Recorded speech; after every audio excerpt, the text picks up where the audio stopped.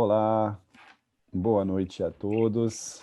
Bem-vindos para a nossa aula aberta da nossa pós-graduação em Paisagem Ecológico.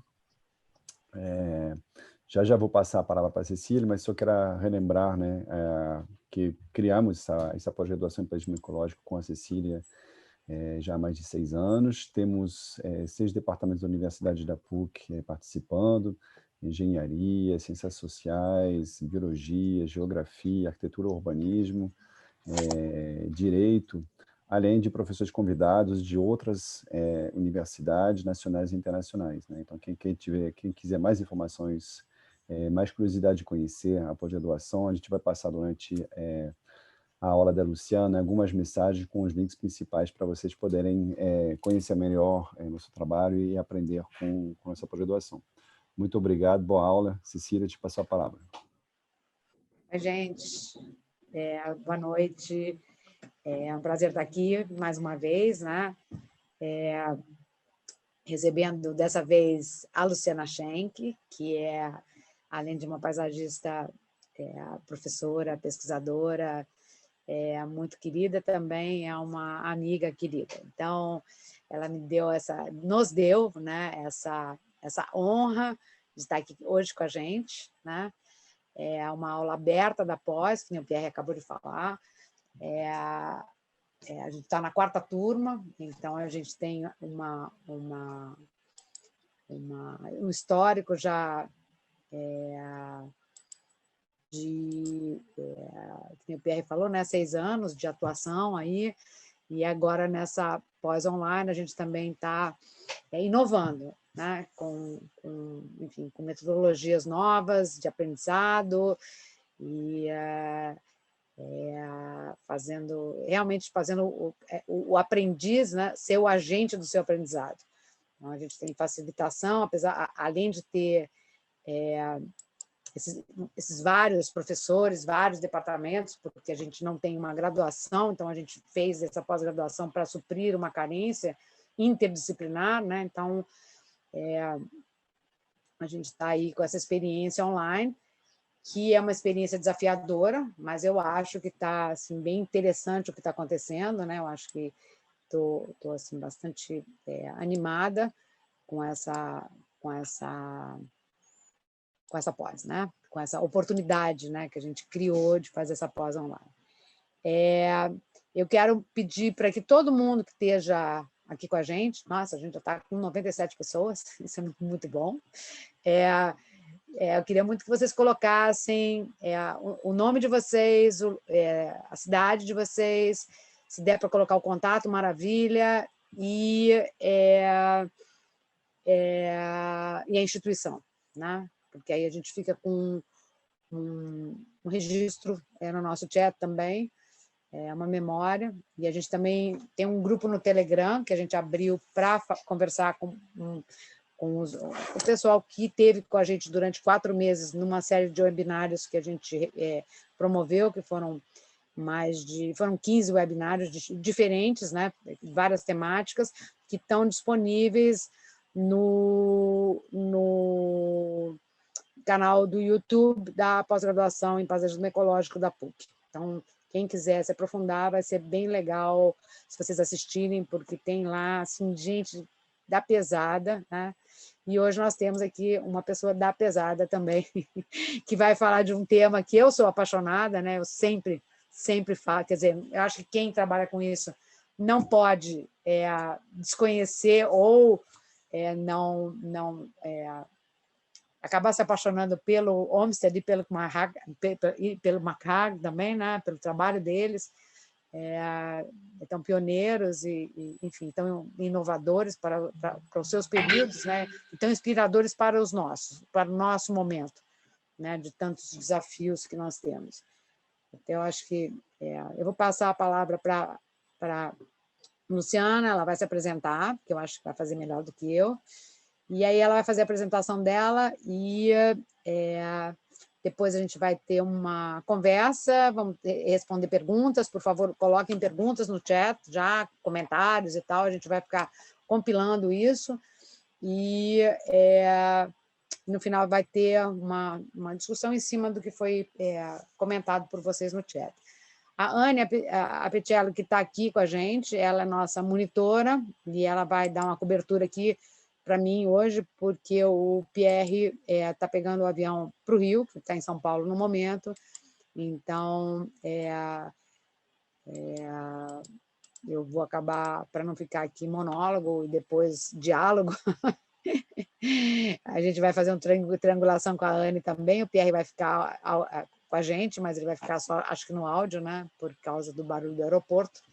Não é a primeira vez que ele faz isso, ele me deixa na mão, mas enfim, gosto dele mesmo assim. Ih, rapaz, vai rolar deia, vai rolar deia. Bom, eu vou deixar a Lu compartilhar a tela agora, ver a sua vez. E eu não sei se deram um aviso, mas quem não quiser ser gravado, estamos gravando, então fecha a tela. Quem não quiser, quem não se importar, eu adoraria ver todos vocês, todas vocês. Então, se puderem abrir as suas câmeras, eu vou também ficar muito satisfeita, muito feliz. Até porque ninguém nunca saiu gravado, gente. O risco é mínimo de vocês aparecerem. Luciana, está contigo, tá? Ok. Muito boa noite a todos. Acho que já dá para dizer boa noite. Eu agradeço demais o convite. É muito bacana estar aqui com vocês.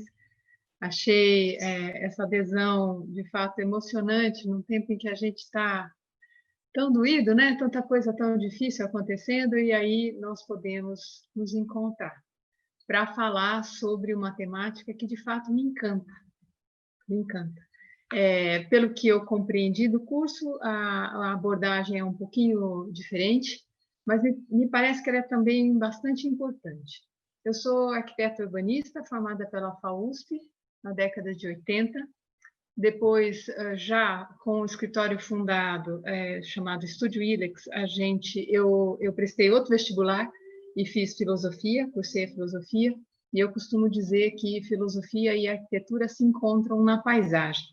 E vou tentar mostrar um pouco isso para vocês, ou seja, a partir de dois autores, dois tremendos autores e paixões mesmo da minha pesquisa e da minha vida, eu vou mostrar para vocês um percurso, e entre eles existe mais de 100 anos, mas eles são igualmente importantes.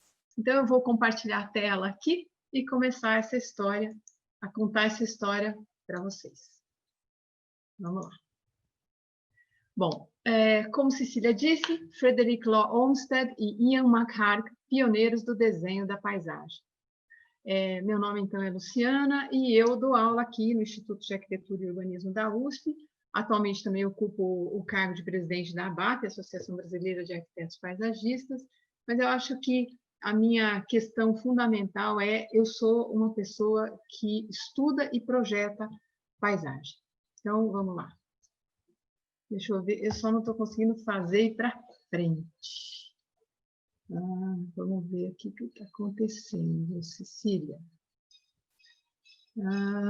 Experimenta pelo mouse. Pelo mouse. Opa, foi. Muito obrigada. Opa! Bom, a grande questão é sempre esse conflito ou essa congruência entre aquilo que nós alteramos e a natureza e os seus ciclos, não é? Essa história, então, tem antecedentes, e eu vou falar um pouco para vocês desse percurso, muito rapidamente. Quem quiser saber um pouco mais sobre isso, com mais vagar, é só procurar pelo meu doutorado, está no banco de teses da USP, é só colocar meu nome, e vocês vão ver um capítulo sobre natureza, um capítulo sobre paisagem, um capítulo sobre pinturesco e sublime, e um capítulo sobre o Olmsted, né? E, falando um pouco sobre inícios, eu colocaria essa questão até o Renascimento, e um pouquinho depois do Renascimento. Essa ideia de separação não ia fazer o menor sentido se você tentasse conversar com uma pessoa dessa época acerca disso. Por quê?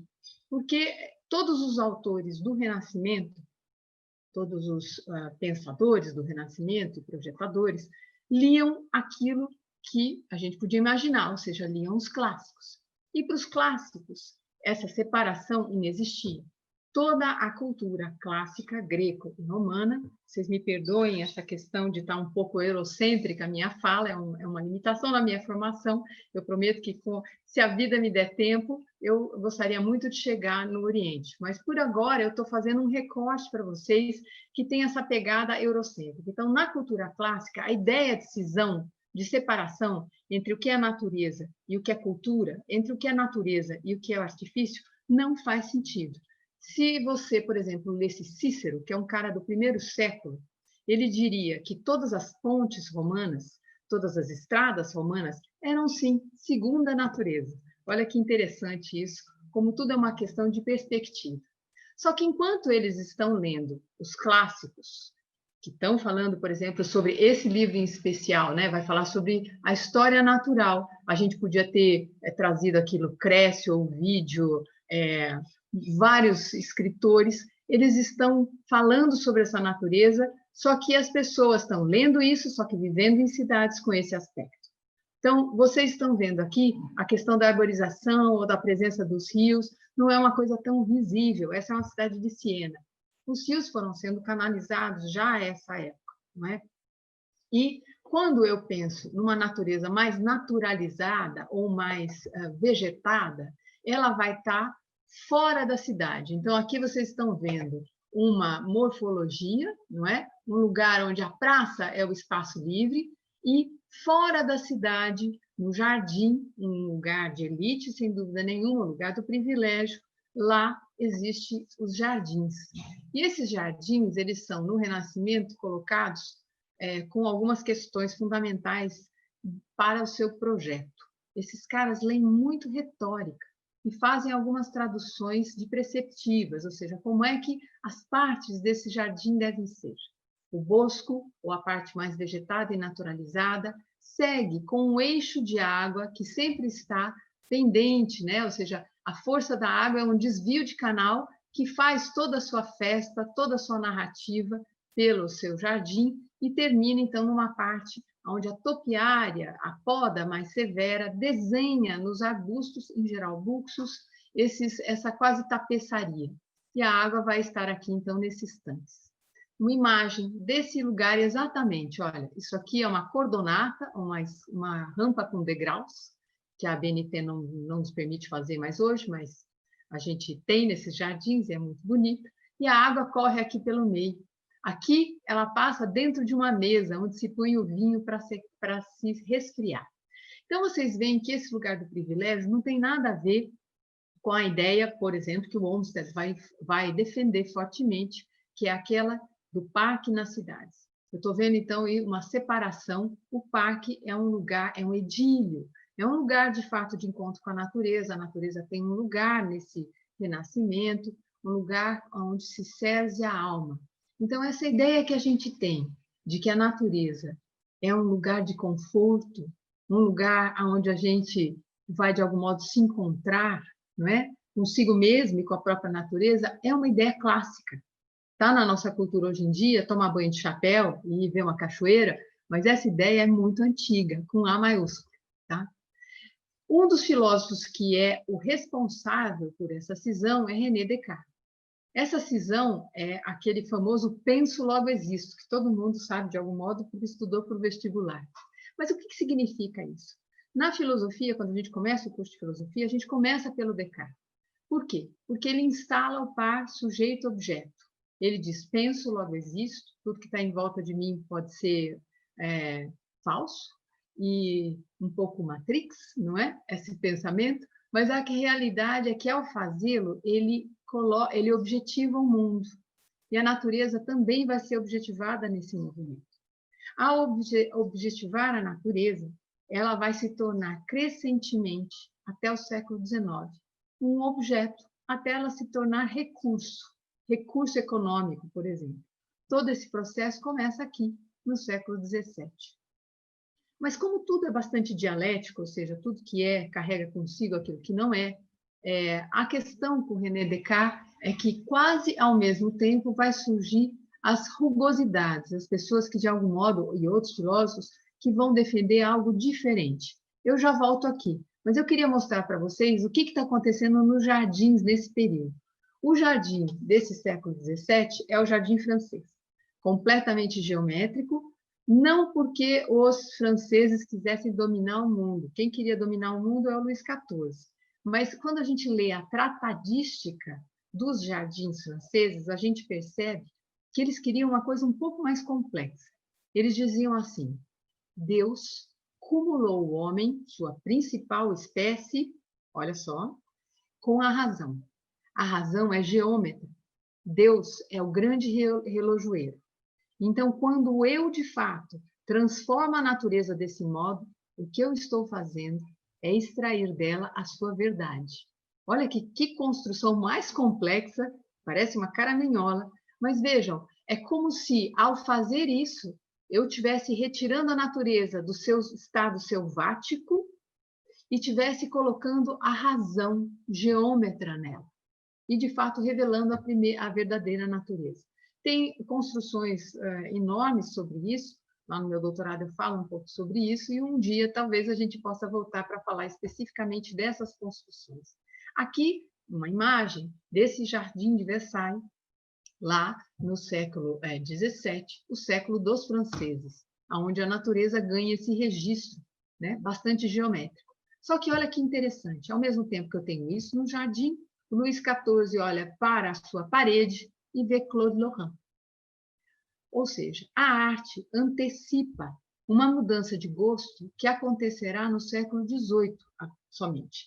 Essa natureza selvática que eu vejo gravada nessa tela de Claude Lorrain, ela tem a ver com o fenômeno justamente de renascimento comercial, contatos comerciais e viagens, esse apreço pelo exótico, e todo esse bojo de alterações vai alterando a cultura, até que, aqui eu mostro uma imagem, por exemplo, da porcelana chinesa, é a entrada justamente de um outro tipo de natureza dentro do caldo cultural do inglês a tomar seu chá, por exemplo.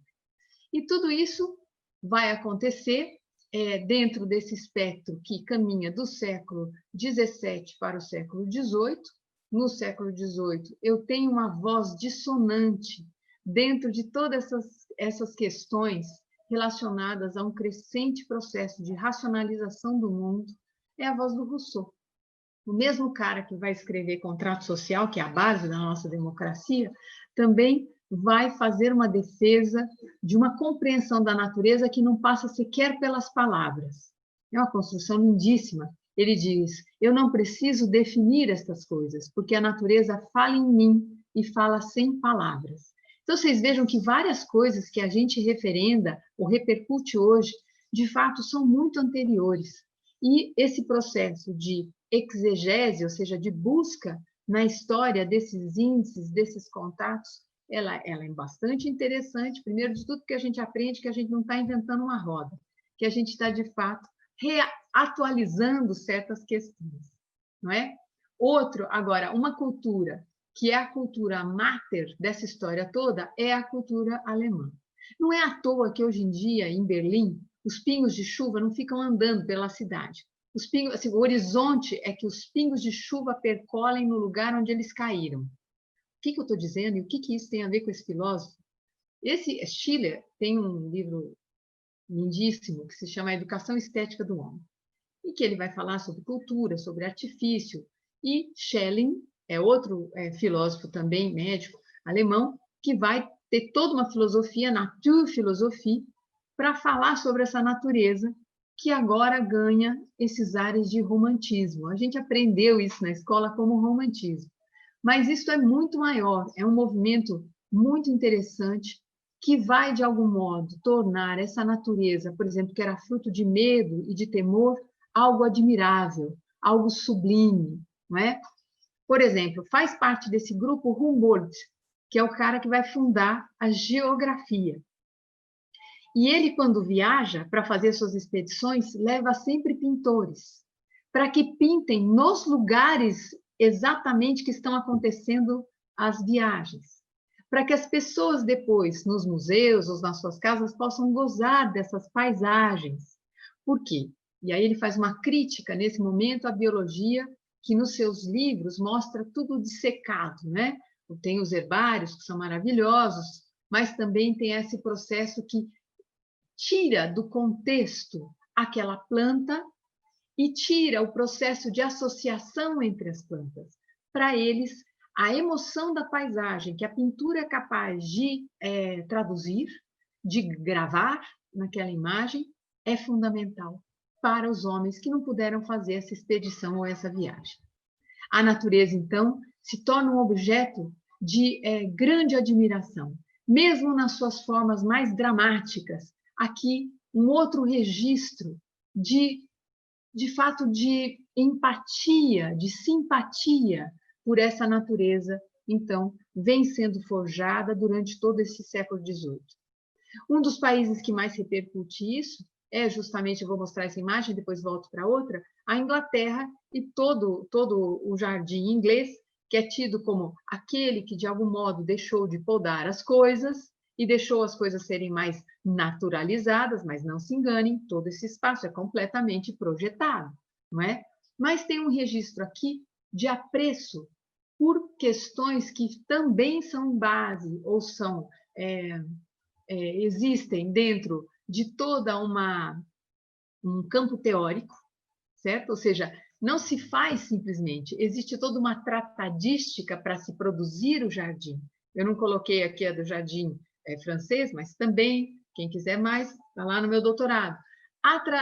Esse ensaio em especial me interessa porque é sobre o pinturesco, ou picturesque, né? Que algumas pessoas traduzem como pitoresco, mas na nossa língua isso não dá muito bom, como diz minha filha, porque não é pitoresco, é pinturesco, porque a base, a matriz é a pintura. E primeiro existiu na pintura para depois existir na paisagem como projeto.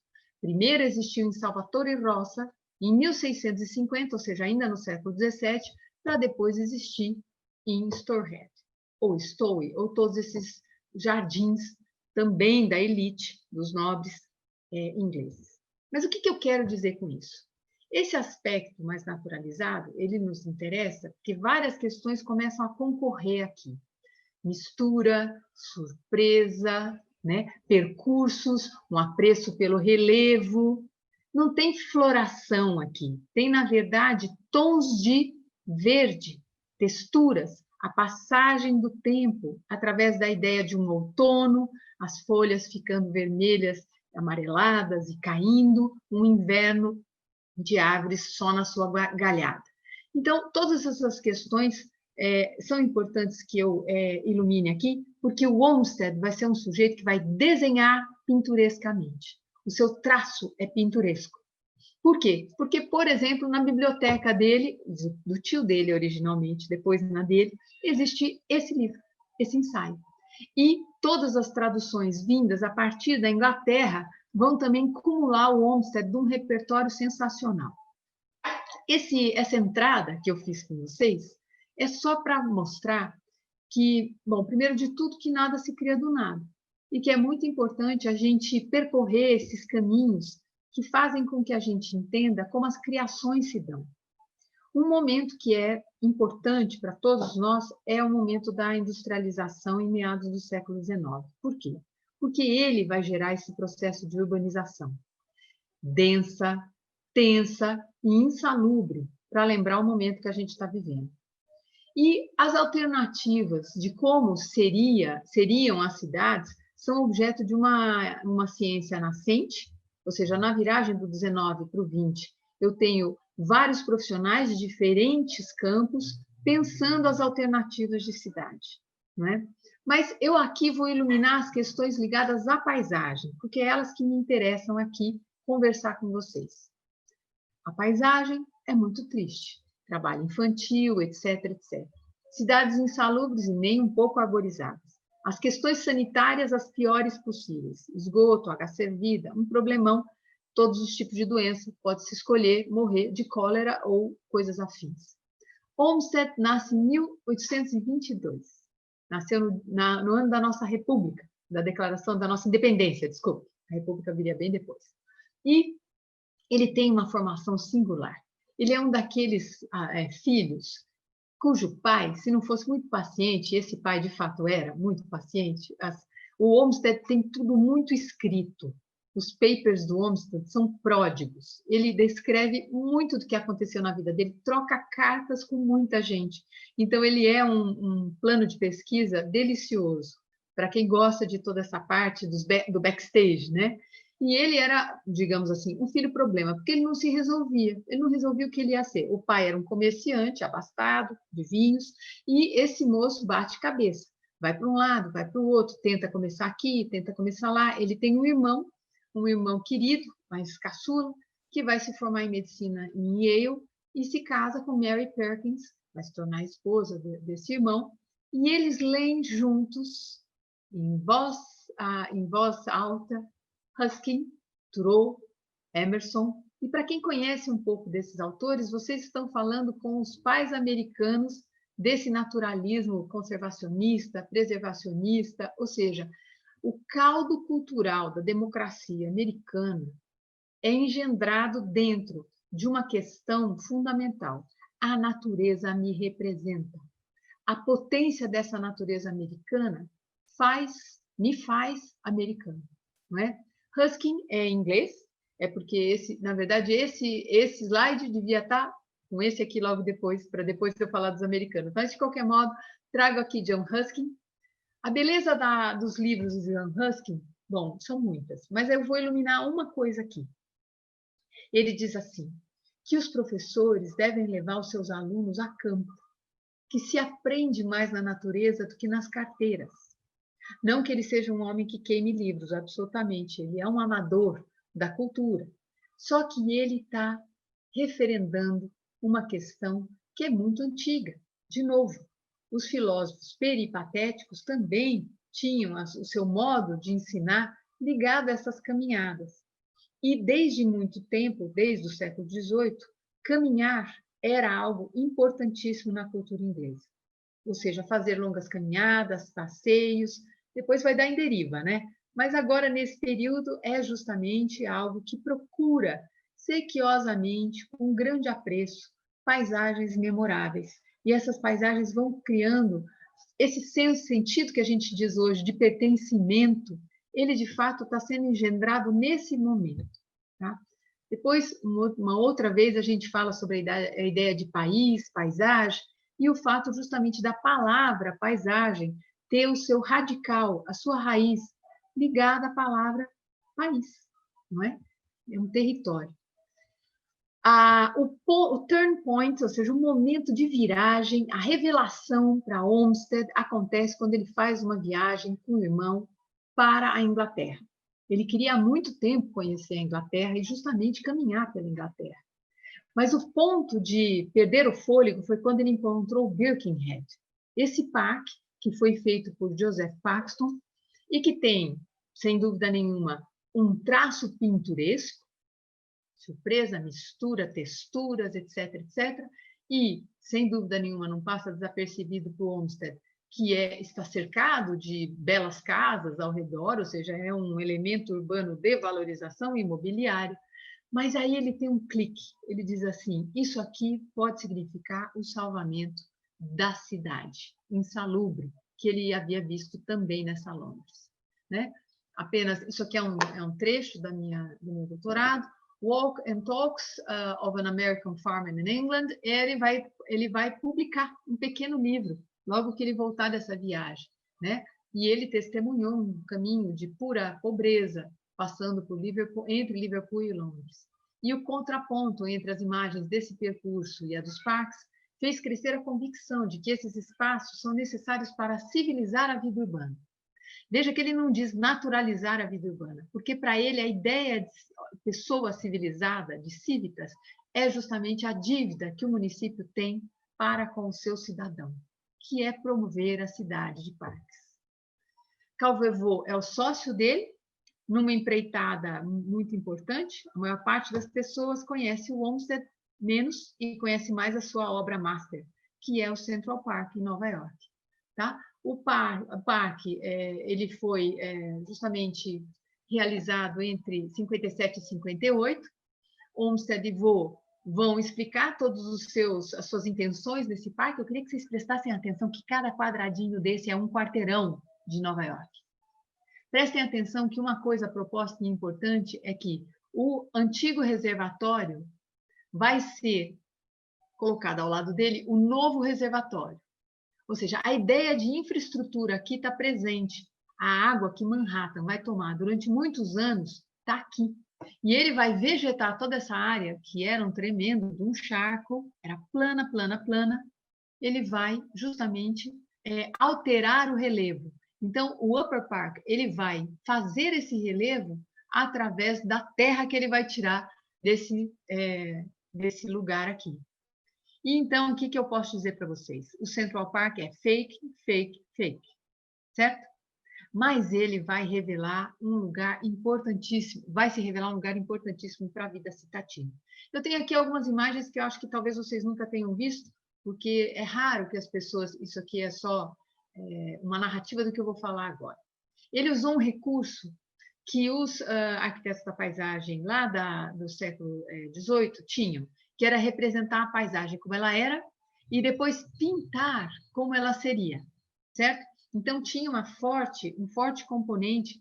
A profissão de arquiteto da paisagem ainda não existe. Vocês me desculpem que eu usei o nome errado. Na verdade, era um artista que trabalhava com a paisagem também e era um expert em plantas. A gente vai chamar ele de paisagista também. Então, é um antes e depois muito importante, porque ele está contando aqui que ele vai enriquecer, que ele vai tratar esteticamente pelo formato das copas, mas também nos escritos dele, isso é testemunhado, ele vai enriquecer o que a gente hoje chama de biodiversidade. Mas ele está ali justamente militando por essas alternâncias, essa riqueza, essa complexidade, que não só o pinturesco já havia falado, que era necessária e importante de estar presente, mas ele reconhece as especificidades do lugar e as altera. Aqui, por exemplo, o efeito proposto acabou de cavar um buracão e fazer um manancial, que vai salvar Nova York da sede. Isso tudo também falso. Muito importante são as pontes que esse parque tem. Por quê? Porque o Central Park tem uma questão importante também do pinturesco, que é a continuidade da paisagem. A paisagem não deve ser interrompida. E se vocês prestarem atenção a essa imagem aqui que eu coloquei no começo, o Central Park não impede. Ele tem várias ruas que passam, cruzam por ele, mas não interrompem ele. E tudo isso é feito na base das pontes, e todas elas estão lá, gente, projetadas e construídas com vários caminhos. Aqui eu não tenho o carro ainda, eu tenho a carruagem, o cavalo. E aqui eu vou mostrar para vocês um efeito bonito. E olha só, essa passagem é uma passagem mais robusta mesmo, e a continuidade de quem está andando pelo parque, de quase não perceber. Me importa essa imagem, porque o parque, como é esse lugar do desenvolvimento da vida cívica, eu preciso promover uma promenade, um lugar onde as pessoas vão para ver e ser visto, e 9 entre 10 filmes românticos se passam nesse lugar aqui. Ele está aqui, ó, número 13. Prestem atenção em como ele é hoje, vocês vão se lembrar dos filmes que eu estou falando. Opa! Né? A passagem do tempo, aqui é um outono, aqui é uma primavera. E olhem essa imagem, antes e depois, a mesma ponte. Olha que bacana essa ideia de que paisagem é uma questão histórica, é uma questão de tempo. Ela vai se desenvolvendo ao longo do tempo, não é? Vou mostrar rapidamente um momento da vida dele em que ele vai para a costa oeste, desculpe, e vai visitar um dos primeiros parques de conservação americanos e vai fazer muito impacto na vida dele. E ele se torna um tremendo defensor desse tipo de espacialidade, porque ele diz que a nação americana deve salvaguardar espaços para que possa reconhecer como a natureza era originalmente. Então, esse é outro perfil deste homem com muitas faces, não é?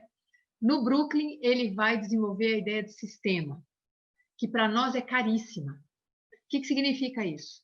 No Central Park, ele sacou que ele atingia muita gente, mas a ideia de sistema que ele começa a desenvolver em Brooklyn, que na época era um município separado de Nova York, depois é que vai se tornar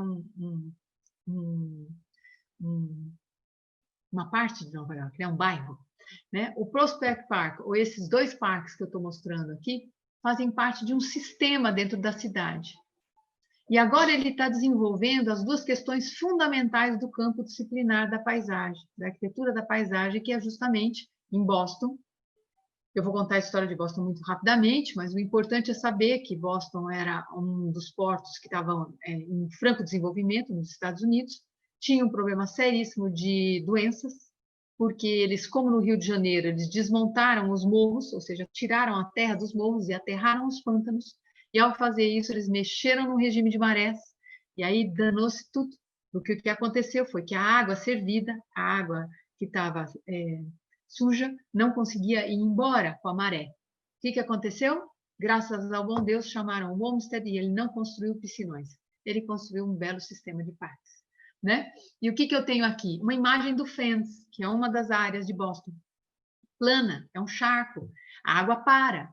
Lá vem a cólera. Vocês podem, na verdade, a cólera, não, todas as doenças ligadas à água, todas elas. Mostro algumas imagens muito rapidamente, só para vocês terem ideia, que ele encontrou uma ambiência que era completamente diferente de Nova York. E ele soube entender isso, ele tinha repertório para entender que nessa água salobra e com esse registro, ele não ia conseguir aquela paisagem arcádica que eu tinha lá em Nova York. Ele diz assim, que este lugar é um lugar onde o selvático se manifestaria. A água salobra, né? Então as espécies são outras, né?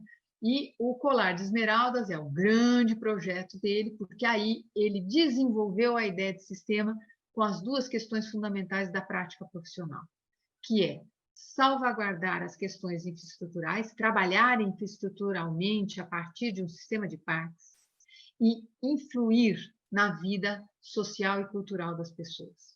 Então, cada um desses lugares passa a ser, então, um lugar de passeio. Esses são os parques que estão envolvidos nesse processo. São muitos. Olha assim, uma máquina de drenagem de meados do século XIX. As coisas feitas quase na unha, né? E aí os processos, as parkways, que são também uma invenção de Olmsted, né? Inspirada, sem dúvida nenhuma, nos boulevards parisienses, mas com uma pegada maior, né? Eu tenho âmbitos regionais de algumas parkways, como eu vou mostrar para vocês em Riverside. Jamaica Park, aqui embaixo vocês sempre vão ver onde está o parque, ele está iluminado num verdinho mais forte. Como era, como está.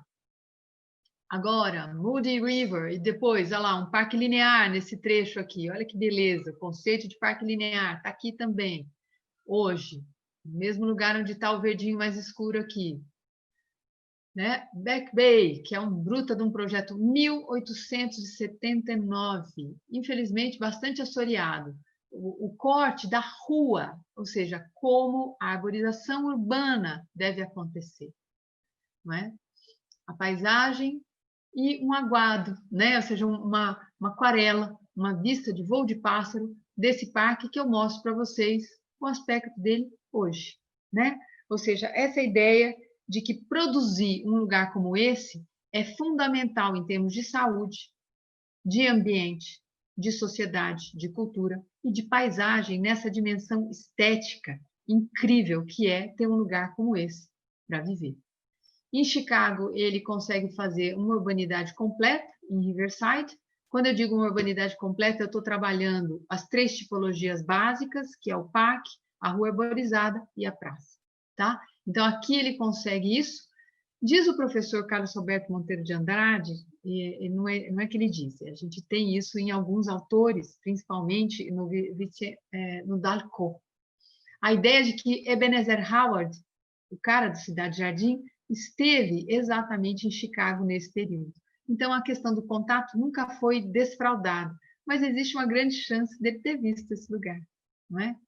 Agora, um adeus para esse nosso querido, que eu espero ter mostrado um pouquinho da obra dele, e vamos ver uma outra pessoa que também nos é muito cara e é muito importante para o campo disciplinar que estuda a paisagem.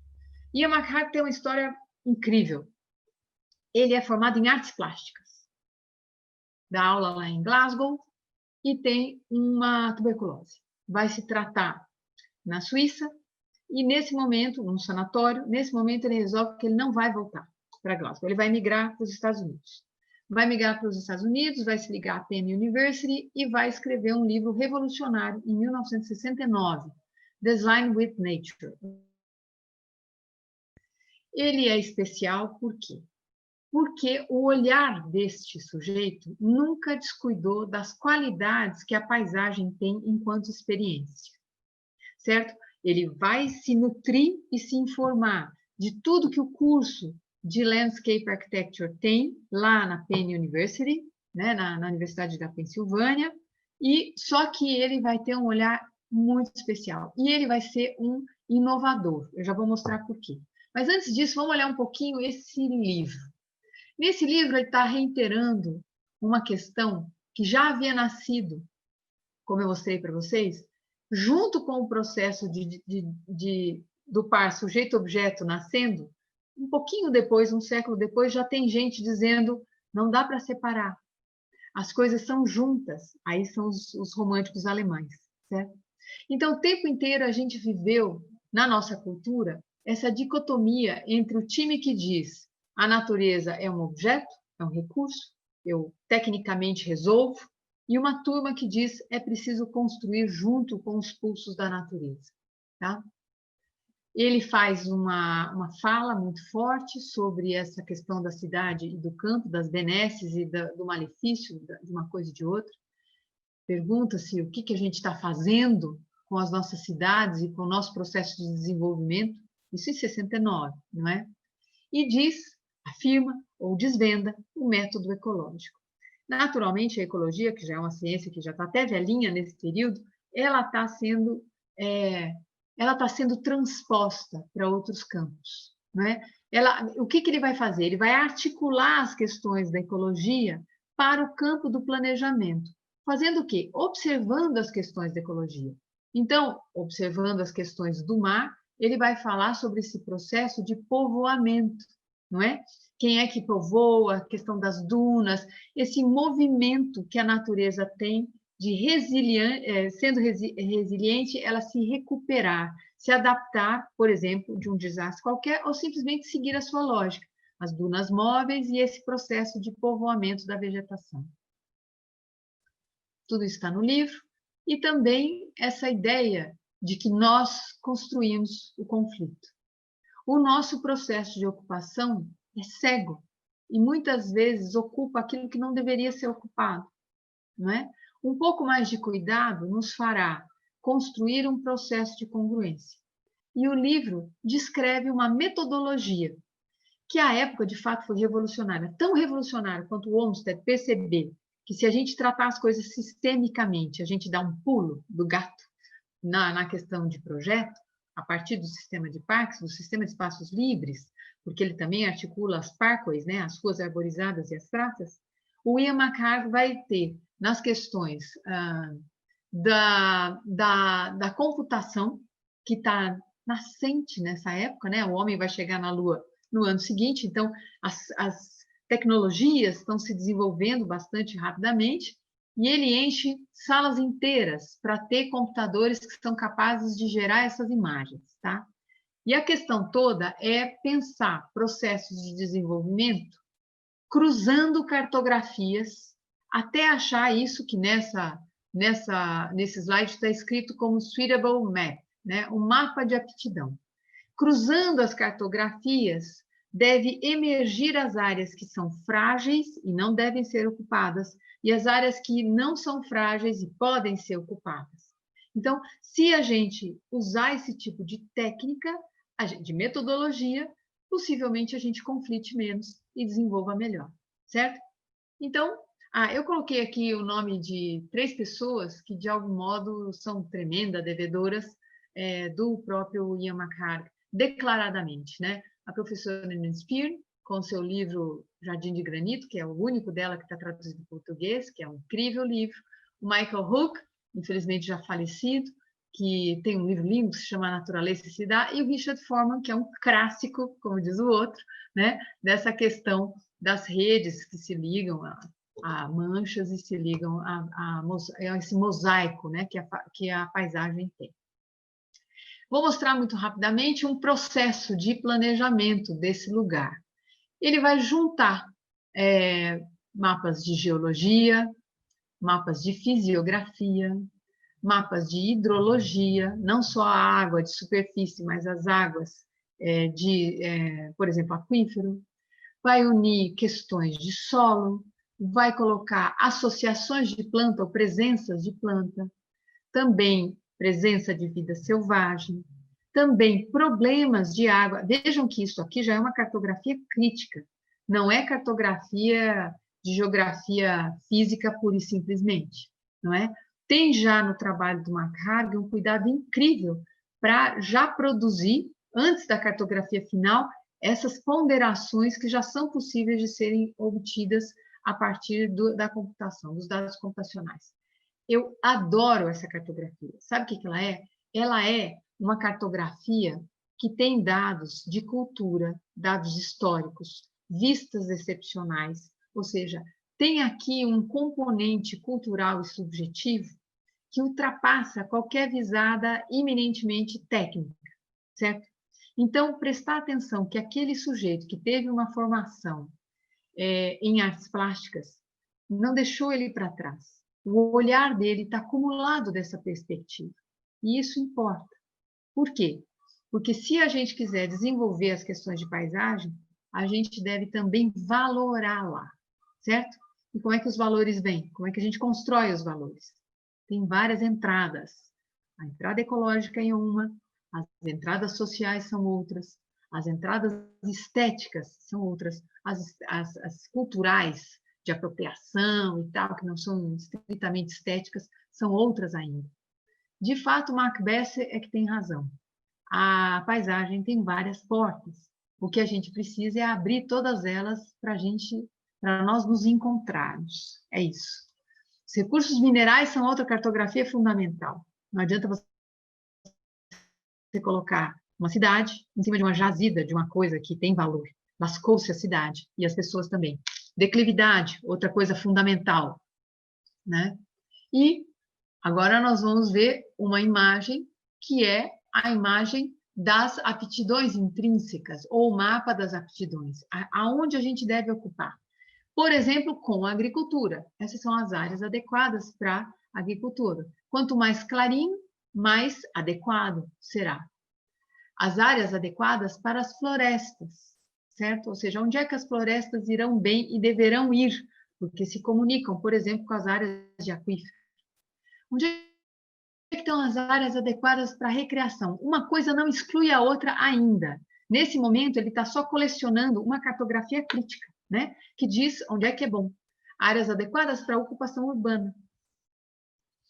Um mapa síntese de aptidões. Aí, vocês imaginam produzir isso com aqueles computadores que ocupavam salas e salas e salas, eram binários, com aquelas fitas que iam e voltavam, tá? Para conseguir uma cartografia como essa. Só numa universidade como a que ele trabalhava de fato. Não esquecendo que o livro do McHargue tem essas preciosidades. Por quê?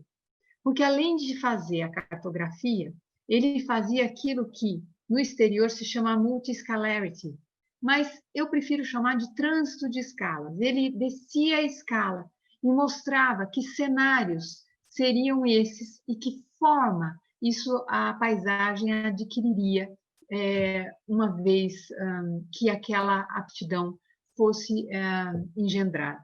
Porque uma coisa é você dizer ocupe, outra coisa é você dizer como ocupa, certo? Eu vou mostrar para vocês agora, fechando, uma questão só, que tem a ver com a minha cidade. Eu sou de São Carlos, quer dizer, eu dou aula na USP, mas é a USP do campus de São Carlos. Todo mundo deve ter visto, ou boa parte das pessoas devem ter visto, que São Carlos se afogou essa semana. Eu vou mostrar para vocês como o Olmsted e o Ian McHargue conversam com as minhas pesquisas. Muito rapidamente, eu mostro para vocês que São Carlos é uma cidade clássica, é um plano ortogonal em cima de um relevo nada plano. Tem uma briga, nasce a partir do café, né? O interior paulista é super a partir do café. E, classicamente, entubou seus rios, canalizou e tamponou, porque a questão do afastamento das águas, dentro de uma perspectiva higienista, fez com que a nossa engenharia cinza fizesse isso com a maior parte dos nossos rios. E aí, esse é o mapa de expansão urbana de São Carlos. Vocês estão vendo que a década de 50 e 70 tem um boom na cidade, é quando as universidades vêm para cá, a Universidade de São Paulo primeiro, depois a Universidade Federal de São Carlos, é uma cidade com altos índices de doutores e alunos, é uma cidade muito interessante de se viver, mas os seus espaços não. Falta lugar para passear e ela deve infraestrutura para os seus moradores. A gente impermeabilizou quase tudo. A velocidade da água até aquele ponto mais baixo lá, que é onde vai dar a enchente, que todo mundo viu, é só dar um Google e vocês podem ver a desgraça, assim, dá para escolher.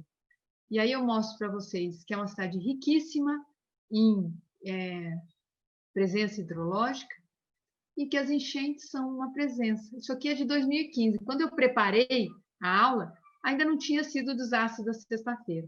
A água, nesse lugar, veio mais ou menos na cintura desse moço, dessa vez com uma violência enorme.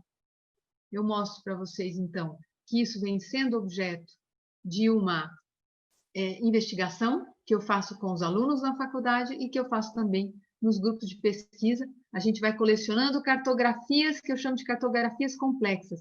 Vocês estão vendo? Eu estou usando a mesma analogia que o Olmsted, que o McHarg, recriando essas questões dentro da sala de aula a partir do que a gente tem hoje. E hoje a gente tem o georreferenciamento.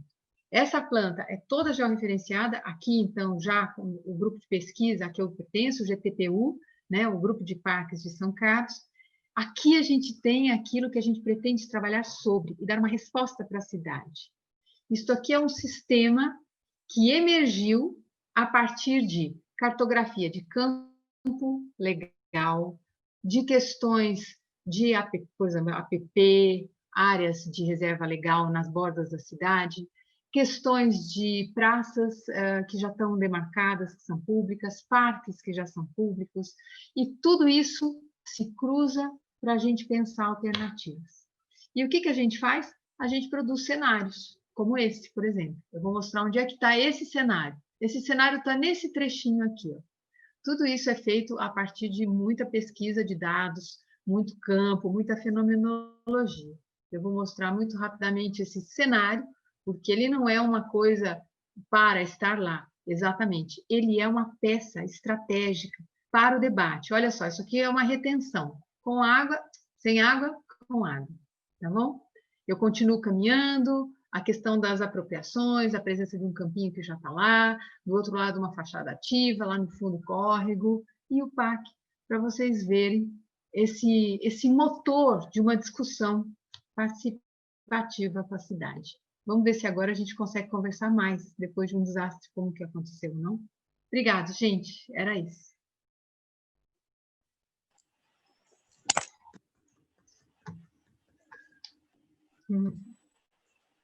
Muito bom. Que aula, Lu. Muito bom mesmo. Aprendi um monte aqui. Achava que sabia um monte. Aprendi. Generosidade sua, Cecília, imagina. Apesar de ter estudado, mas não fiz doutorado com eles, né? Então, para mim, foi assim um espetáculo assim de aprendizado. Eu espero que todo mundo, acho que aqui todo mundo, inclusive, vai facilitar muito a minha vida durante o curso, porque você falou já de um monte de coisas que eu costumo falar no semestre que vem, mas eu te chamei justamente por isso, né? Porque eu acho que esse teu trabalho, né? Ele realmente demonstra por que a gente precisa entender e conhecer as camadas da paisagem, né? As camadas naturais, né? As relações ecológicas e as camadas humanas, né? Culturais, enfim, apropriação, pertencimento, né? E como você casou também o conhecimento e o projeto, principalmente o Emerald Necklace, né? A hora que o Olmsted faz, saca a importância do sistema, né? Do sistema onde ele vai recuperar a cidade de Boston, que é a cidade mais impactada dos Estados Unidos naquele período, né? Então, como ele faz um sistema de parques e aquele termina com aquele alagado construído, que é o primeiro alagado construído da história, né? Para recuperar uma cidade tão impactada, eu acho que isso é extremamente inspirador para todos nós, para todas as nossas cidades, né? E para todo mundo que está aqui, né? Que eu imagino que todo mundo que veio hoje para essa aula, de alguma maneira, tem uma conexão com a paisagem, né? Então, que isso sirva de muita inspiração para todo mundo. Então, e essa conexão que você fez mesmo com os dois, inclusive, não têm formação, né? Em paisagem, né? Eu acho que isso daí também eu também não tenho. Quer dizer, assim, eu tenho, mas eu não tenho, né? Mas, exato, eu acho que é isso. Né? Assim, não dá para dizer que não. Quando a gente olha a biblioteca do Olmsted, é uma coisa incrível. O livrinho de cabeceira do Ruskin está lá do lado da caminha dele até hoje. Tá? Eles mantêm aquela questão da casa-museu, né? Mas a biblioteca dele é um escândalo. E o McHarg tem esse trânsito, né? Essa vontade de não parar. Né? Imagina, especular com todos esses computadores. Você imagina. E ele tinha um programa de televisão, o McHarg. Ele sentava para conversar com as pessoas da época. Ele foi um formador de opinião.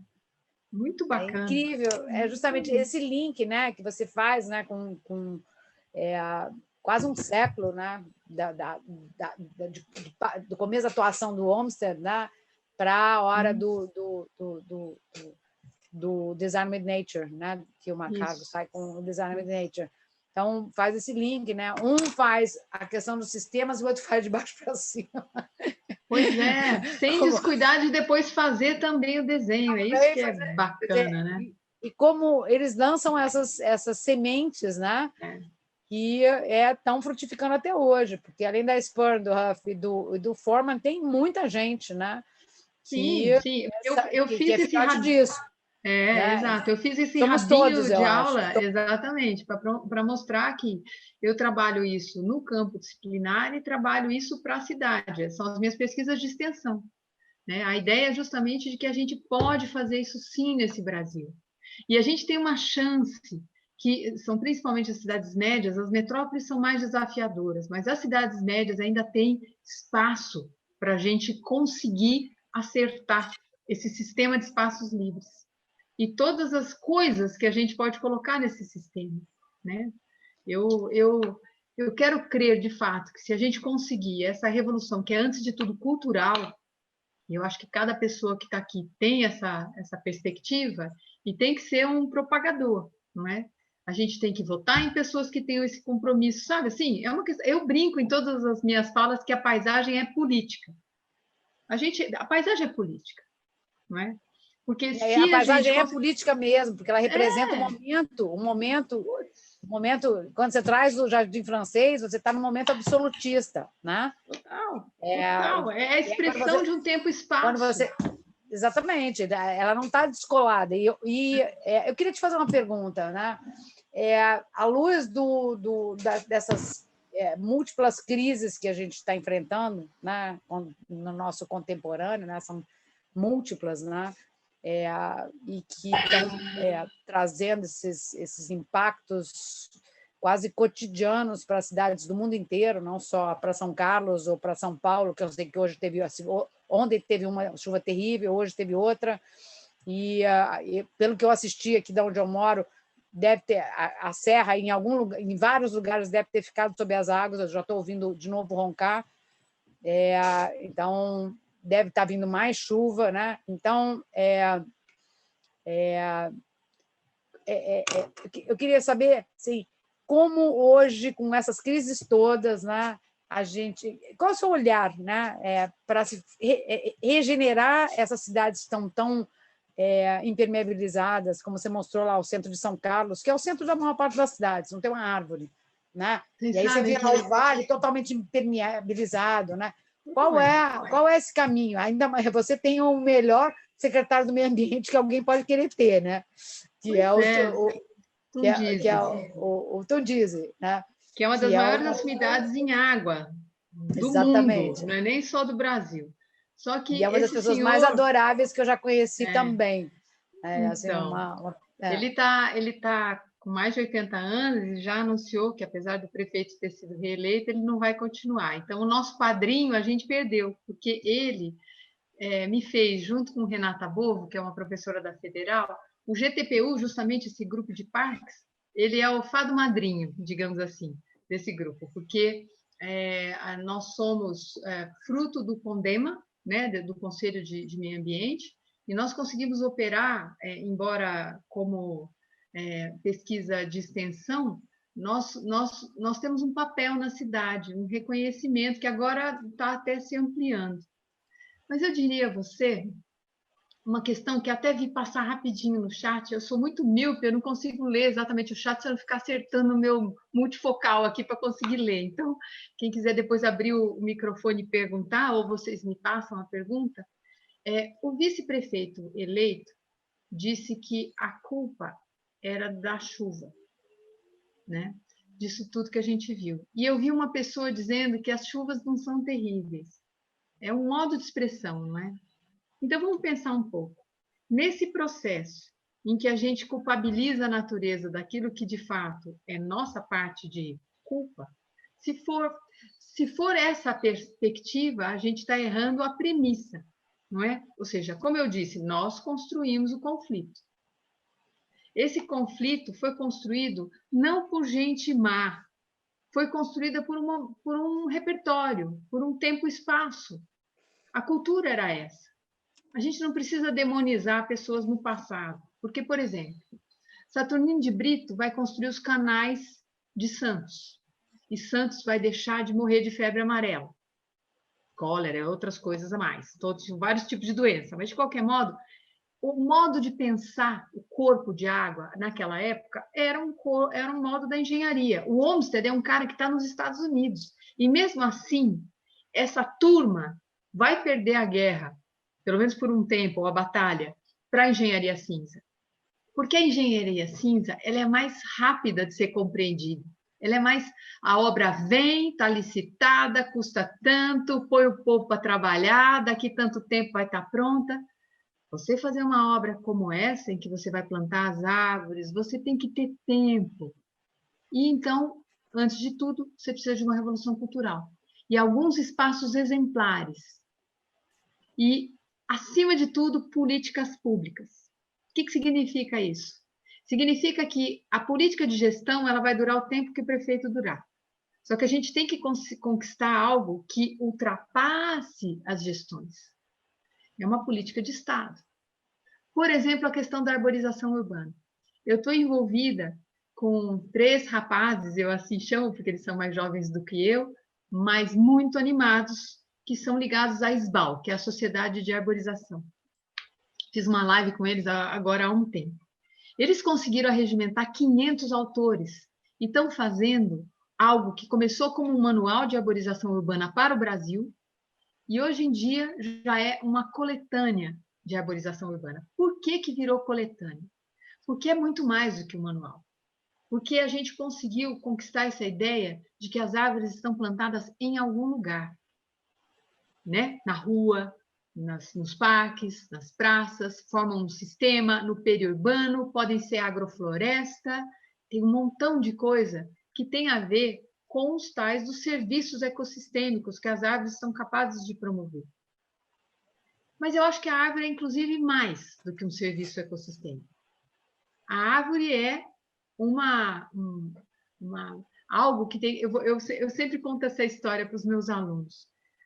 O meu caminho para a escola, quando eu era menina, em Presidente Prudente, que é uma cidade quentíssima, era o caminho das Cibipirunas.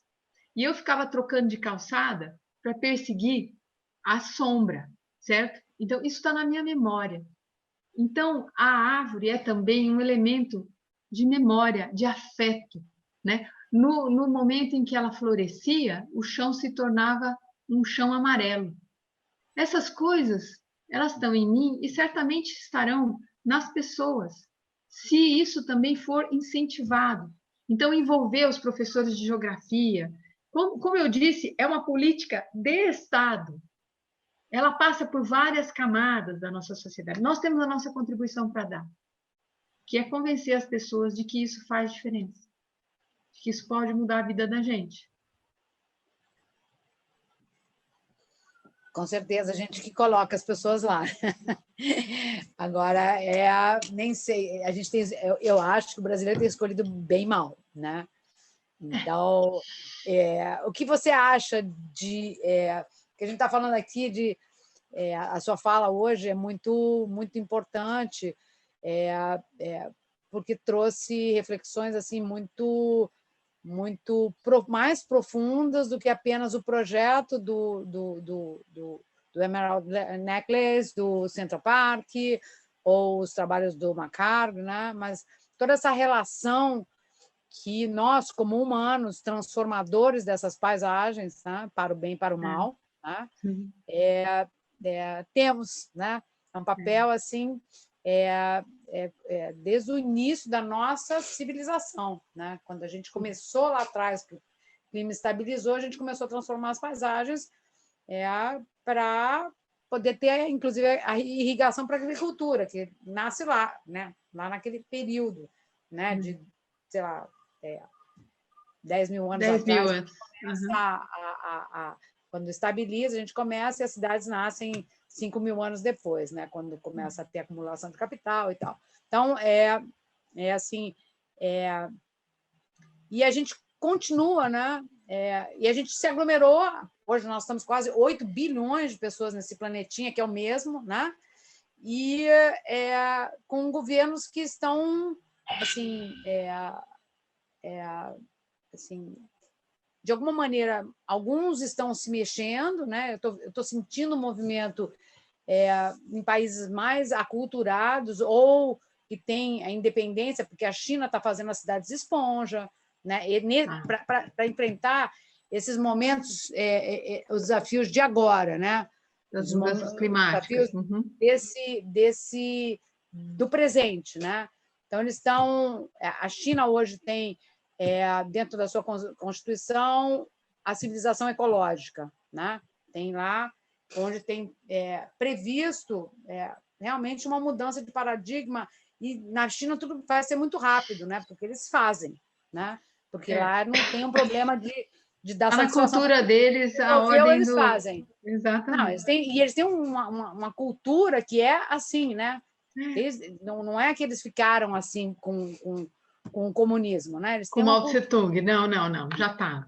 É muito mais antiga, né? De decidir o que fazer. Então, lá eles estão saindo, no caso das cidades, com cidades esponja, onde incorpora, né, todos esses conhecimentos que você trouxe e que vem transformar realmente a paisagem urbana. A Europa, idem, né? A Europa tem saído já há muito tempo, com as cidades lá se renovando, inventando, né? Estados Unidos, idem, né? Com muitas cidades saindo também para uma regeneração, né? Apesar de ser extremamente rodoviarista ainda, mas tem muitas cidades que também estão olhando de uma outra maneira, né? E a pandemia está acelerando até esse processo em muitos lugares, né? Porque está tirando o carro, né? Essa cidade rodoviarista hoje está dando lugar para o carro.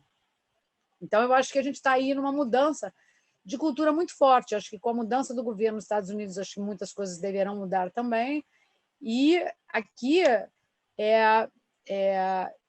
aí tem um outro fator muito importante também, na minha opinião, né? Eu queria saber a sua, para essa mudança, tanto na Europa quanto nos Estados Unidos, quanto na Ásia, né? Singapura é incrível, né? Você tem ali um monte de... a África tem, né? Você tem lugares na África que também estão implantando, né, planos de adaptação às mudanças climáticas que usam a natureza, né? O que acontece com o Brasil? É a falta de profissionais que tenham essa visão sistêmica, que tenham essa visão de paisagem, com a importância que a paisagem tem como suporte de tudo que acontece, né? Sabe, Cecília, eu acho que o grande problema no Brasil é essa ideia que ainda é protagonista, que é a ideia de que o desenvolvimento e as questões ambientais e de paisagem estão em campos opostos. Tá? Eu já ouvi mais do que uma vez aqui em São Carlos a ideia de que todas as vezes que a gente fala de parques, de um sistema que salvaguarda as nossas águas, São Carlos tem uma peculiaridade incrível. A gente não toma água servida de outro município. Toda a água de São Carlos nasce aqui. Tem uma lei linda que se chama APREM, que engorda as APPs em 30 metros a mais, ou seja, um APP de 60, e a gente tem, então, uma água que ou é o aquífero Guarani, que está embaixo da cidade, ou é essa salvaguarda aqui. O mercado vive querendo escangalhar com a APREM, vive querendo dizer, não, a gente tem que mexer, porque as leis que vocês têm, vocês, né, as universidades e as pessoas mais ambientalistas da cidade, esse corpo legal, ele impede o desenvolvimento. Isso é uma falsa questão. E isso é muito sério, porque todas as vezes que a gente fragiliza um corpo legal, é lógico que ele precisa ser um corpo legal que trabalhe as questões de desenvolvimento, né? Ou seja, o que eu estou argumentando aqui? Que a gente precisa aperfeiçoar as nossas leis, de modo que elas não impeçam o desenvolvimento e ainda assim salvaguardem as nossas reservas e as nossas riquezas. Como é que isso se faz? A gente tem que colocar uns times bem robustos para pensar essas alternativas. E o que a gente está fazendo com a pesquisa nesse país? Escangalhando com ela. E eu não vou chover no molhado, porque acho que todo mundo aqui entende o que eu estou falando, né? Então, veja, como é que nós vamos pensar soluções para o Brasil? Porque eu consigo entender que os outros países, com outras realidades e outras culturas, estejam pensando em alternativas, mas eu não quero a cópia. De verdade, eu queria desenvolver o nosso modelo. Uma vez eu brinquei, conversando com a minha família, que eu achava que o Brasil podia viver só de turismo. Turismo e comida, ou seja, a gente podia alimentar o mundo. Tudo com alimento orgânico, inclusive, porque a quantidade de água que a gente tem, não é? Ela deu uma risadinha e falou assim, acho que em outra encarnação, né? Bom, muito cética. Minha mãe é advogada, gente. Imagina assim, o antípoda. Mas é engraçado. Dialético também. Então, vocês imaginem que eu acho que, primeiro de tudo, essa falsa noção, ela entrava um monte de coisas. Vide o nosso ministro do Meio Ambiente, não é? Todas essas notícias que a gente ouviu, elas demonstram uma parte da população que acredita que as leis ambientais são péssimas para o desenvolvimento. Será que são? Será que a gente, se a gente fizer da cidade de São Carlos um sistema de parques bacanudo, o que vocês acham que vai acontecer? Eu tenho dados. A XP estava querendo procurar uma cidade onde se colocar a sua empresa e que fosse uma cidade com qualidade de vida. Até esse tipo de argumentação a gente consegue construir, gente. Até esse.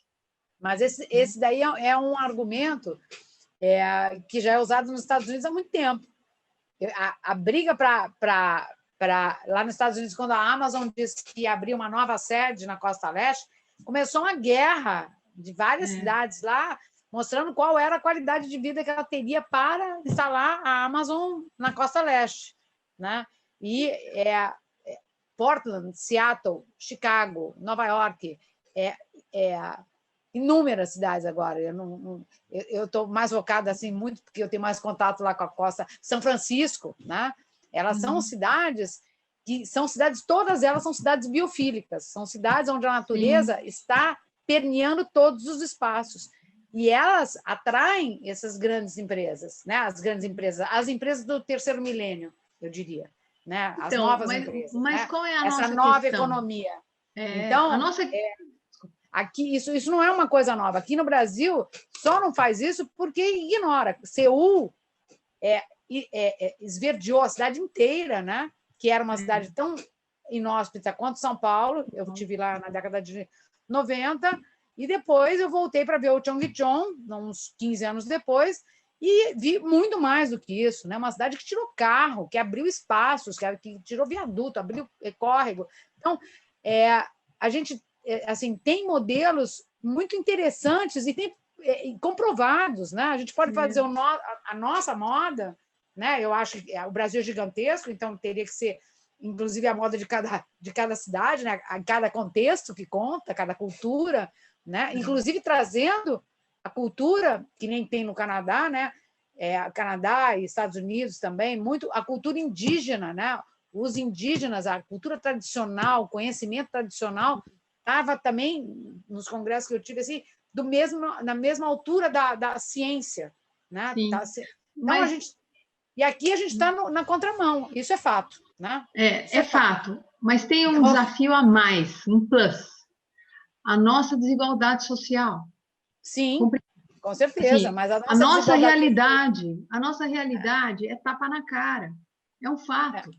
Assim, como a gente ter uma pauta ambiental, como a gente fazer a defesa do parque, assim, e não ser mal compreendido, inclusive. Porque eu já tive colegas que são desse âmbito, por exemplo, das questões de habitação social, etc., etc., e que nos olham, de algum modo, como se o que a gente ainda fizesse fosse um luxo desnecessário. Poético. Eu gostaria justamente de chegar num momento em que todos aqueles que se importassem com a paisagem, e isso tem a ver também com as questões justamente de segregação socioespacial, questões de decência para se viver. Eu não estou falando só do teto sobre a cabeça, estou falando da qualidade da cidade mesmo. Ou seja, nós produzimos uma qualidade de espaço que tem a ver com o processo justamente de vida, de viver. Né? Isso reúne questões de saúde, questões de passeio, a gente tem direito, assim, fica tocando na minha cabeça a música do Arnaldo Antunes, a gente não quer só comida, a gente quer tudo isso, não é? E é um direito nosso, não é? E eu penso também que dentro dessa realidade que a gente tem, a força para se alterar tudo isso é imensa, porque cada paisagem que se altera, cada paisagem que se modifica, eu acho que a paisagem serve como esse lugar onde os profissionais se encontram, ou seja, vamos alterar aquela paisagem. E aí você entra com todos os profissionais. O biólogo, o ecólogo, o arquiteto urbanista, o economista, o sociólogo. A paisagem é um suporte sensacional para se pensar a unidade de paisagem, a bacia hidrográfica.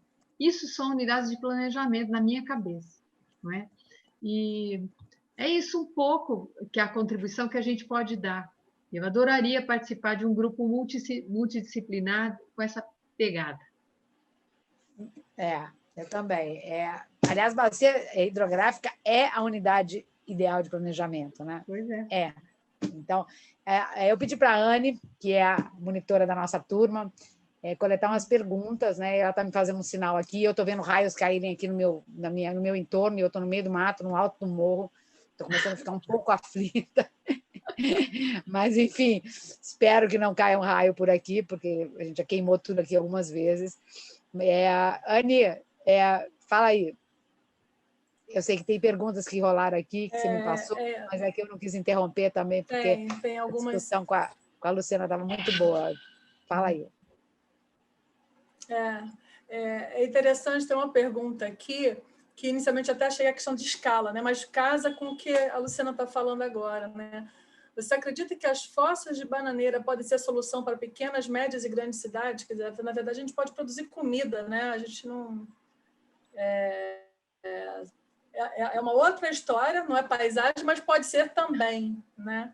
Não, eu acho que é paisagem também. Eu acho que é paisagem também.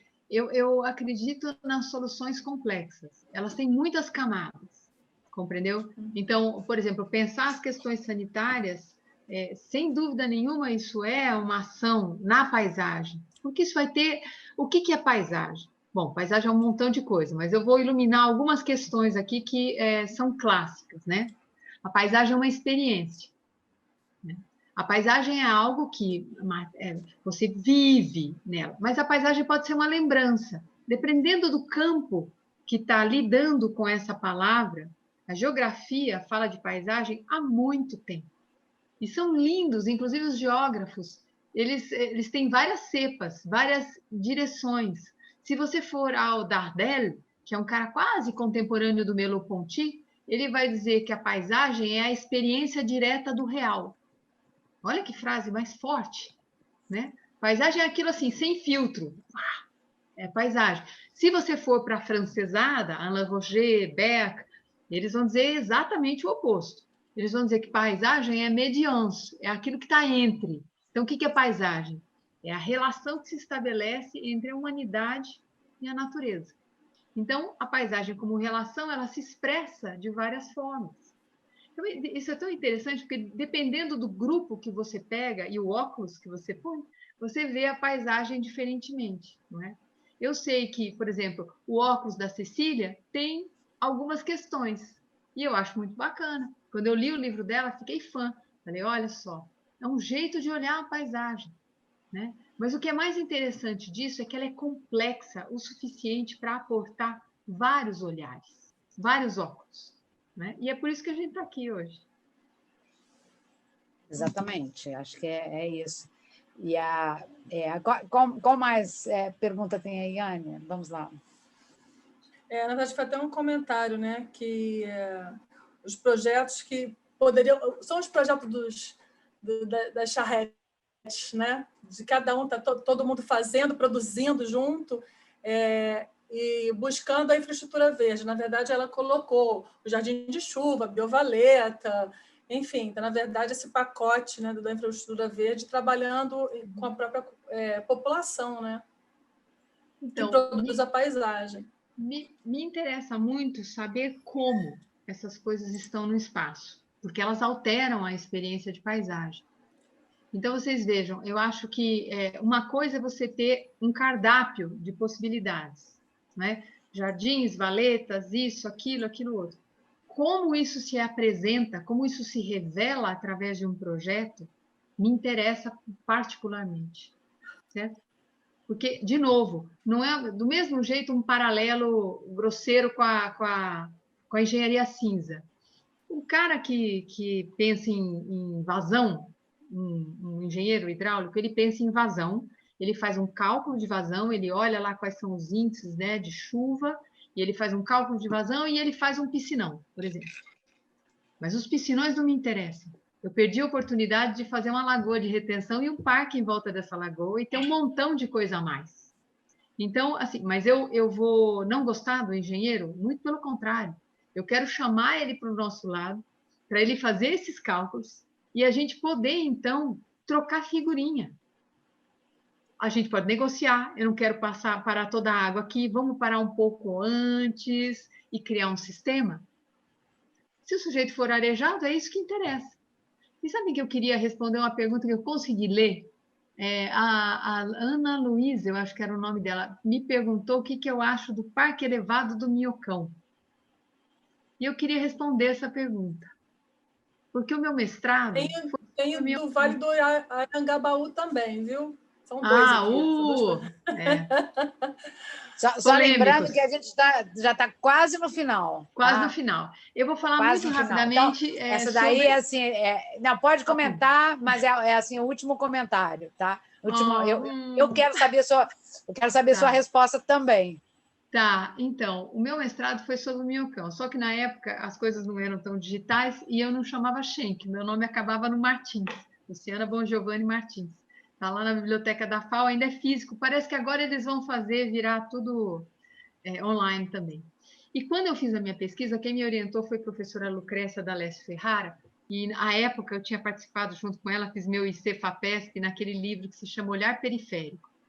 E essa arguta, inteligente, sensível professora me ensinou as questões mais, talvez, fundamentais para a minha vida de professora, que é justamente, primeiro de tudo, não emitir juízo de valor antes de ir ao fenômeno. Palmilhar o território, conhecer os lugares, levar a minha câmera fotográfica embaixo desse braço, meu bloquinho de desenho embaixo do outro.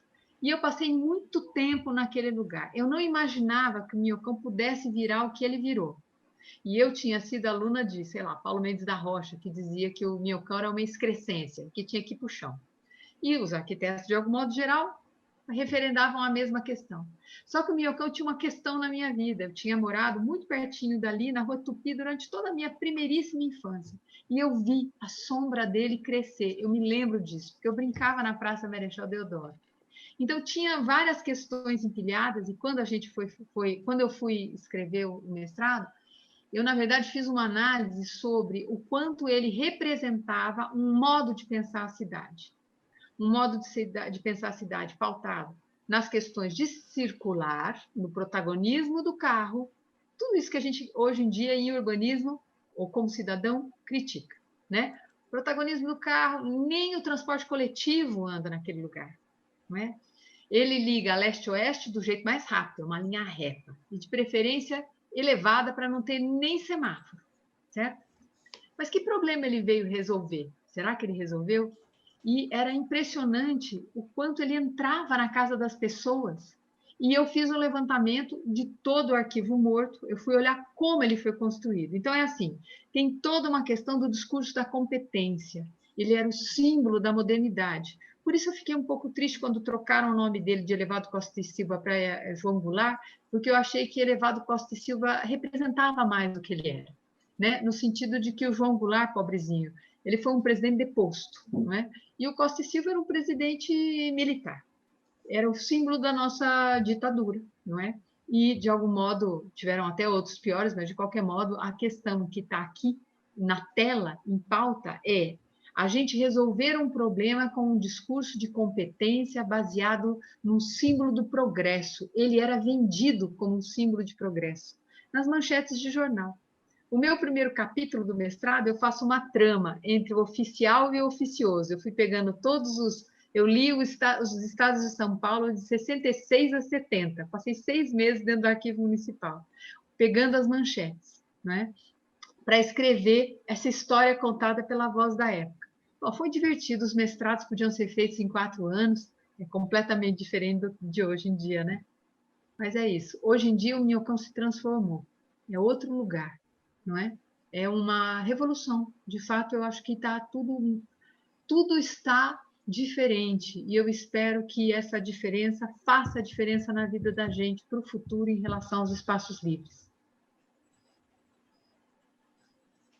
Pois é, eu acho que isso a gente realmente compartilha, né? Eu acho que essas sementes que a gente procura disseminar, né? De conhecimento, de vários conhecimentos que interagem nas paisagens, né?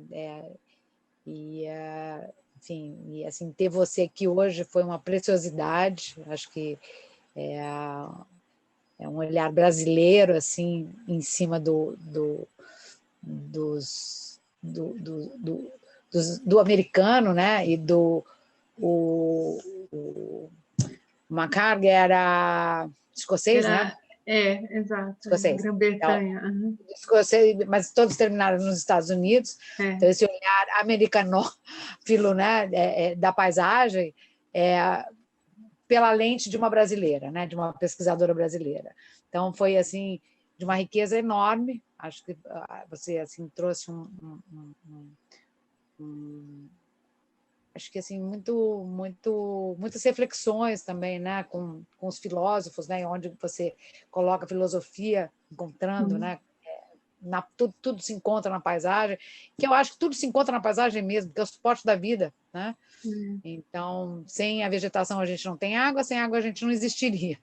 Então, a gente tem que falar permanentemente da paisagem que nós temos, né? E como fazer, né? Como cada um pode contribuir, né? Eu acho que aí a gente chegou aqui hoje a quase 180 pessoas, que eu contei aqui a última vez que eu olhei, estava com quase 180 pessoas. Então, acho que aí a gente está formando, né, uma rede, uma massa crítica importante, né? Então, que cada um de vocês, né, que está aqui, né, primeiro eu queria agradecer muitíssimo a presença de vocês e que vocês estejam aqui até este momento, né? 8 horas, bater às 8 horas aí, temos que fechar, e que vocês semeiem, né? Semeiem conhecimento, procurem, né? A gente está sempre numa busca permanente, né? Acho que a gente não para, pelo menos eu não paro assim, minha curiosidade é sempre imensa, muito maior do que o meu tempo, e a minha vontade de transbordar o que eu aprendo também é muito grande, e de trazer gente que transborde também, né? Então, quero agradecer muito a presença de todos vocês, todas vocês, e agradecer a Anne pelo suporte, assim, que eu pedi para ela, né, de prestar atenção nas perguntas e nos comentários, e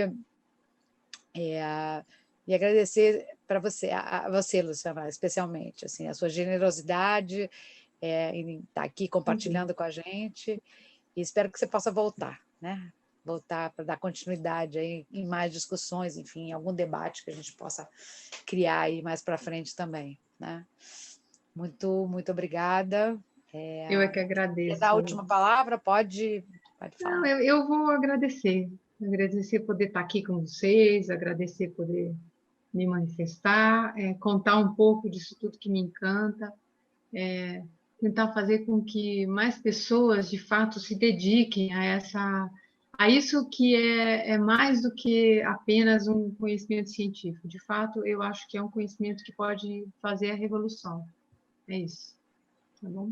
Obrigada. Exatamente. Acho que o conhecimento é fundamental até para a gente conseguir dar a volta, né, em tudo que está acontecendo. Sem esse conhecimento, sem ciência, né, que hoje a ciência caiu no gosto por conta da pandemia, mas a ciência está por trás dos nossos projetos também, né? Então, eu acho bom a gente lembrar disso, né? Que a gente não projeta do nada, né? A gente projeta a partir de conhecimento. Então, planeja e projeta, enfim. Tem perguntas, a gente tem duas maneiras de encontrar as gravações de todos os webinários e dessa aula também, tanto no ECOA da PUC, né, tem uma plataforma da PUC com tudo que é produzido online, e a pós-graduação em paisagismo ecológico também tem um canal no YouTube, onde a gente sobe todas as palestras e webinários, enfim, está tudo lá, né? Então, visitem o nosso canal. E acho que a gente tem um Instagram também, o Pierre saiu daqui, ele que está voando no momento do Rio para São Paulo, de São Paulo para o Rio, e meu parceiro que hoje não está aqui, né? Ele que costuma, mas a gente tem um Instagram, eu acho também, enfim, e a gente, enfim, eu tenho um Instagram e respondo sempre que me contatam, tá? Então é só procurar. E vamos em frente, né? Vamos nos articulando, criando essas redes e divulgando, né? Agora cada um de vocês é semente, né?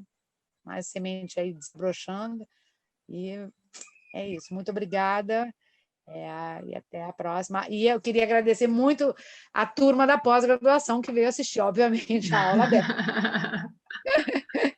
Que tem uma turma aqui, né? Que está aqui, aí, ó, todo mundo balançando as mãozinhas aí. Bonitinho. As mãozinhas da pós estão aqui. Então, Marlene ali, é nós, é isso aí. E ex-aluno também, né? Tem vários ex-alunos aqui também e alunas. Então, é isso. Ótimo. Obrigada, gente. Boa noite. E a gente se vê na próxima, tá? Até mais, gente.